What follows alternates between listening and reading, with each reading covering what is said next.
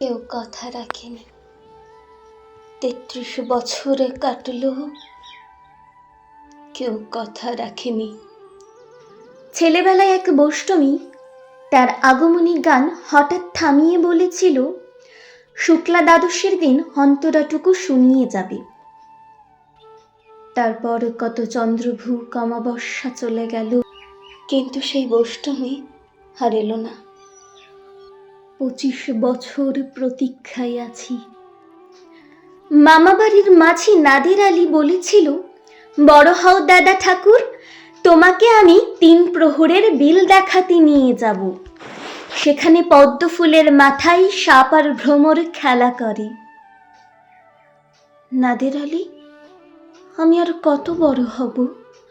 আমার মাথায় ঘরের ছাদ ফুঁড়ে আকাশ স্পর্শ করলে তারপর তুমি আমায় 3 প্রহরের বিল দেখাবে? একটাও রয়্যাল গুলি কিনতে পারিনি কখনো। লাঠি লজেন্স দেখিয়ে দেখিয়ে চুষেছে লস্কর বাড়ির ছেলেরা। ভিখারির মতো চৌধুরীদের গেটে দাঁড়িয়ে দেখেছি ভিতরে রাস উৎসব। অবিরল রঙের ধারার মধ্যে সুবর্ণ কঙ্কন পড়া ফর্সা রমণীরা কত রকম আমোদে হেসেছে। আমার দিকে তারা ফিরেও চায়নি। বাবা আমার কাজ ছুঁয়ে বলেছিলেন, দেখিস একদিন আমরাও। বাবা এখন অন্ধ, আমাদের দেখা হয়নি কিছুই। সেই রয়্যাল গুলি, সেই লাঠি লজেন্স, সেই রাত উৎসব আমায় কেউ ফিরিয়ে দেবে না।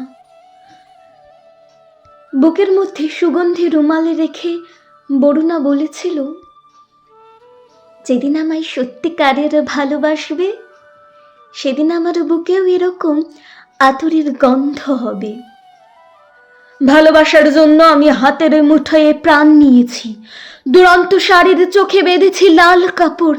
বিশ্ব সংসার তন্ন তন্ন করে খুঁজে এনেছি 108টা নীল পদ্ম।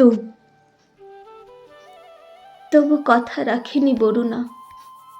এখন তার বুকে শুধুই মাংসের গন্ধ। এখনো সে যে কোনো নারী। কেউ কথা রাখেনি। 33 বছর কাটলো, কেউ কথা রাখে না, কেউ কথা রাখে না।